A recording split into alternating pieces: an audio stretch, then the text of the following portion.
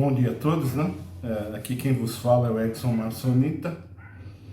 E eu gostaria de fazer esse vídeo hoje tentando explicar. Eu sou Marçonita, seguidor de Márcio de Sinop. É ele que fez a primeira Bíblia, né, com as 10 cartas de Paulo e o Evangelho do Senhor. Márcio ele tinha como premissa que existiam dois deuses distintos, né? O Deus bom, o incognoscível que nós conhecemos, né? Que era o pai de Cressos, que era de outro mundo, de outro sistema de coisas. E existe o Deus Criador, que todo mundo conhece através da Bíblia, que é aquele que fez os céus e a terra da matéria, né? Mas para Márcio e para mim também, eu não acredito que sejam as mesmas pessoas. E eu, agora que a minha mente, que a minha premissa, que a minha mente, que eu creio que ter a mente de Cressos agora, eu vejo como, eu tenho que imaginar como que é impossível do pessoal não ver essa grande diferença. Ela é nítida como a, sei lá, ela é clara como a neve. Ela é clara, absolutamente clara essa grande diferença. Cresces falou assim,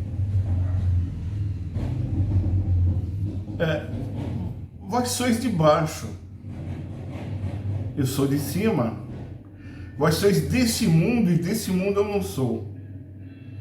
Bom, a premissa é que todo mundo pensa, pô, não é desse mundo, é lá do céu, é lá de Jeová, né? Ele pertence aos céus. Não, não é nada disso. Quando ele fala desse mundo, não é desse mundo, é literalmente, não é desse sistema de coisas da gente. Ele não é do mundo material. Ele fala assim, ó, não ameis esse mundo e nem as coisas desse mundo. Pois quem ama esse mundo, o amor do Pai não está nele. Então ele não pertence a este mundo que nós pertencemos. Uma coisa bastante enfática e bastante que você realmente poderia acreditar naquilo que eu estou falando, é que Jesus falou para Pôncio Pilatos, se o meu reino fosse desse mundo, os meus servos, meus amigos, né, os meus pelejariam para que eu não fosse entregue. Mas meu reino não é deste mundo. Então começa a criar consistência naquilo que eu estou tentando mostrar e o que Márcio acreditava. Existiam dois mundos, o mundo da matéria, criado por Jeová, seus anjos, tá? Tudo que a gente vê aqui, e existe o mundo além matéria. O próprio Albert Einstein ele diz que esse mundo aqui é finito, está numa bolha, por isso que ele é escuro, mas que além da bolha existe um outro mundo. E é desse outro mundo, desses outros mundos que Jesus veio. Ele falou, eu não sou desse mundo. É difícil entender isso? Paulo falou assim, ó, dando graças ao Pai, que nos fez idôneo para participar da herança dos santos na luz, o qual nos tirou das potestades das trevas e nos transportou ao reino do seu Filho, do seu amor. Então nós estávamos aonde? Nós estávamos no reino das trevas. A luz veio até as trevas, que é esse mundo aqui, e o mundo preferiu mais as trevas do que a luz.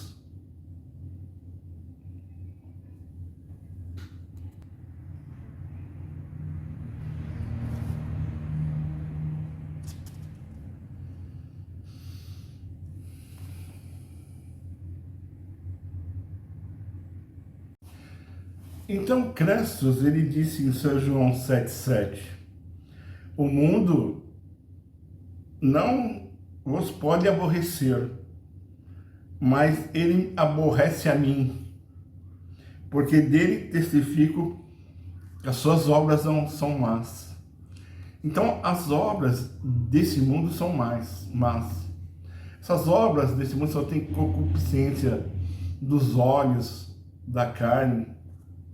Só existem coisas ruins. E Cristo testificou que as obras desse mundo não são boas, são más.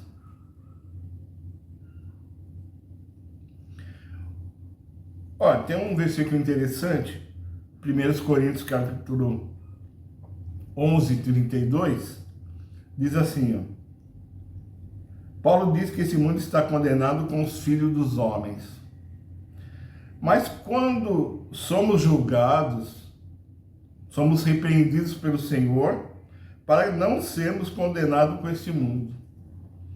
Então esse mundo, ele jaz no maligno, ele está condenado à destruição, porque esse mundo, ele é mau.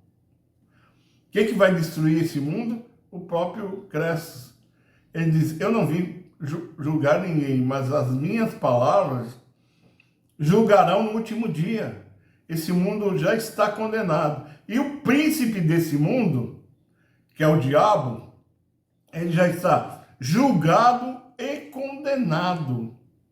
Ele vai ser aniquilado da mesma forma que esse mundo vai ser aniquilado. Porque a obra desse mundo são obras más. Obras más. Ah, mas muita gente fala, não, mas parece boa. Parece. Pô, tem cachoeira, tem rio, tem isso, tem praia, tem animais, tem mulheres, tem isso, tem beleza. Ok. Mas isso aqui é uma prateleira. Porque a maior parte da nossa vida, a nossa vida aqui dura no máximo 70 anos. Mas e o resto quando morrer? Alguém sai e a morte, depois da morte nós estaremos nesse mundo aqui. Jeová falou, eu mato, eu firo e eu faço reviver. Não há ninguém que escape das minhas mãos. E o próprio apóstolo Paulo diz em Romanos, a criação geme, porque ela está aprisionada. E quem aprisionou ela, aprisionou por vaidade. Nós estamos presos aqui nesse mundo, né? Enquanto estamos vivos, há uma aparência de bom no mundo.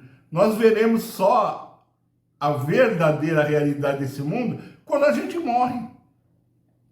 O próprio Cristo diz, não temei o homem, mas temei aquele que pode jogar seu corpo e sua alma no inferno. Então esse mundo, os arcontes desse mundo, ele paga o mal com o mal, não adianta. Ele não dá jeitinho, paga o mal com o mal que você fez aqui, você vai pagar. Não paga nesse mundo? Ó, bom, tem muita gente aqui que não morre, rica, ruim, e não paga nesse mundo? Ok, isso mesmo. Mas os arcontes não deixam barato, não. Eles vão pagar lá pós-morte. Existe a parábola, que não é a parábola, mas é uma história do rico e do Lázaro, contada por Crestos. Diz que o rico, que era ruim, ele recebe um corretivo no inferno, né? E depois ele vai ser lançado de novo à terra, né, num corpo, numa situação pior. Será rico, vai ser num corpo, numa família pobre, ou com doença, ou paralítico, ou sem visão, alguma coisa vai acontecer. Porque esses arcontes não deixam barato, eles pagam mal com mal. O próprio Lázaro, que estava daquele lado, que era considerado bom, ele não está no céu. Ele está ali no paraíso, no seio de Abraão, esperando uma melhor reencarnação. Ok, Lázaro vai ter uma reencarnação um pouco melhor, né?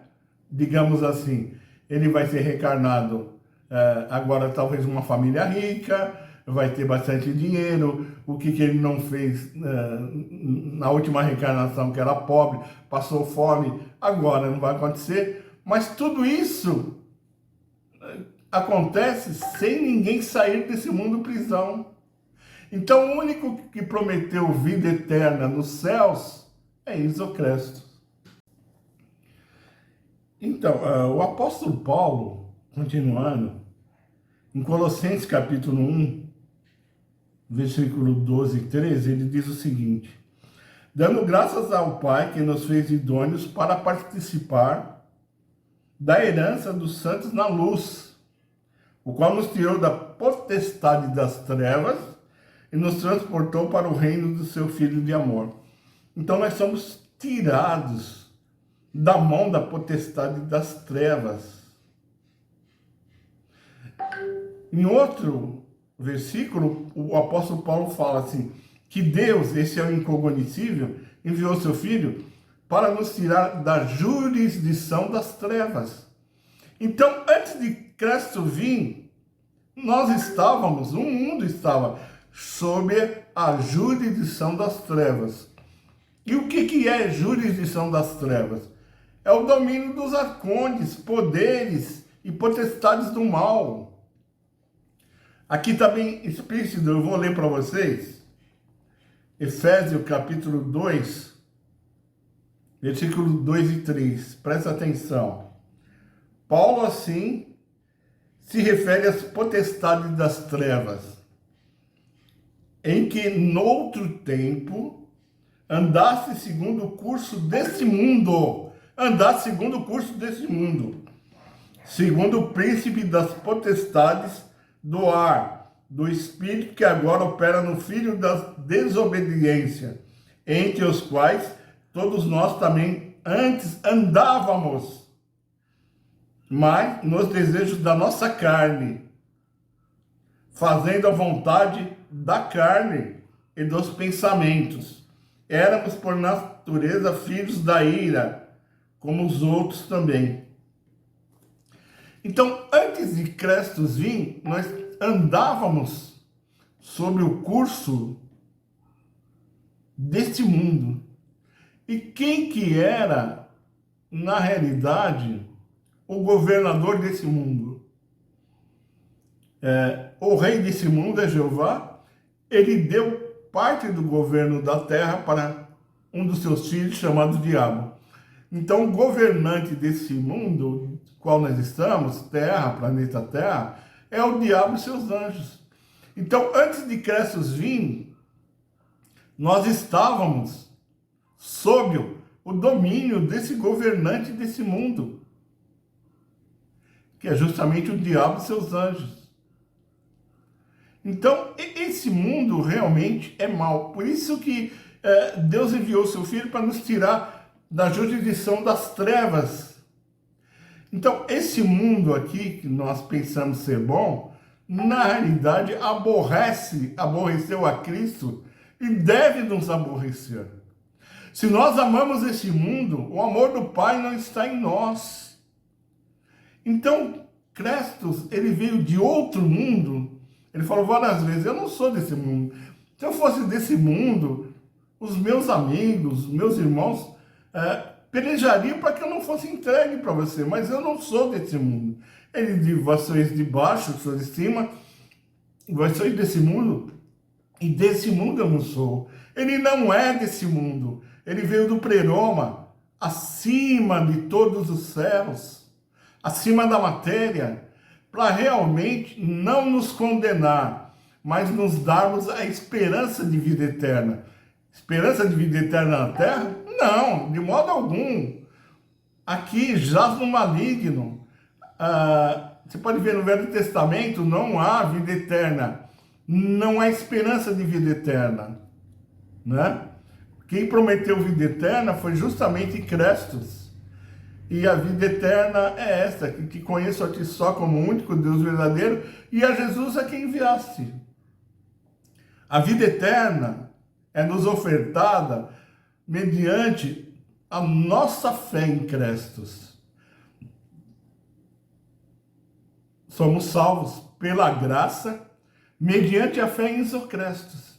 Então ele é um ser de outro planeta, podemos dizer um extraterrestre, na essência da palavra. Ele veio aqui, talvez não conhecia a humanidade, mas ele veio aqui, ficou 12 anos, ou 12 meses aqui, realmente, e nos conheceu, ele nos amou.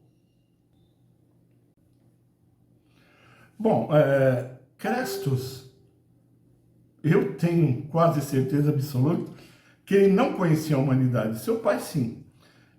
Ele veio para salvar a humanidade? Não. A princípio, não. Ele veio para libertar os espíritos aprisionados no Hades.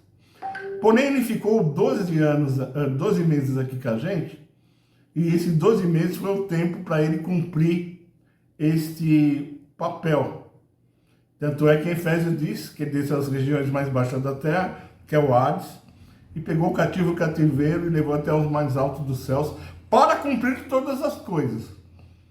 Então, veja bem, o princípio não era salvar a humanidade, era salvar os que eram seus, que estavam no Hades.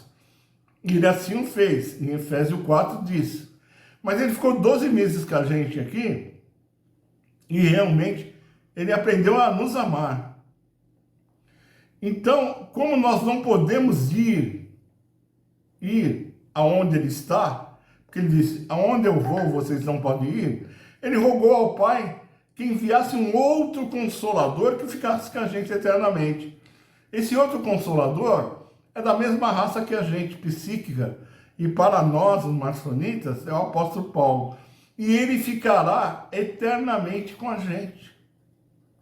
Quem vai nos ressuscitar no último dia é Isocrestos. Mas ele deu, após a ressurreição, essas pessoas foram dadas para o apóstolo Paulo. É o apóstolo Paulo que vai encontrar essas pessoas nos ares e vai arrebatar elas junto com ele até a região intermediária, né? Aonde que Crestos rogou ao Pai, aonde ele enviou o outro Consolador, que é o apóstolo Paulo. E esse apóstolo Paulo ficará conosco eternamente. Então, essa é a saga da salvação de Crestos. Primeiro, salvar os que eram seus, e levou o cativo cativeiro. Em segundo lugar, ele nos comprou de Jeová para nos dar uma salvação, porque ele nos amou. Deus amou o mundo de tal maneira que deu seu Filho unigênito para que todo que nele crê não pereça, mas tenha vida eterna. Então, ele nos amou de uma tal maneira, esses 12 meses aqui, que ele vai nos dar a vida eterna, mas somente para quem crer nele. Então, esse mundo aqui jaz no maligno, já está condenado à destruição, ele vai ser exterminado, vai deixar de existir. Os arcontes que nós conhecemos, potestades, diabo, poderes do mal serão exterminados. Tudo que nós conhecemos como matéria será extinta na vinda do Senhor e Salvador Isocrestos, no esplendor da sua vinda.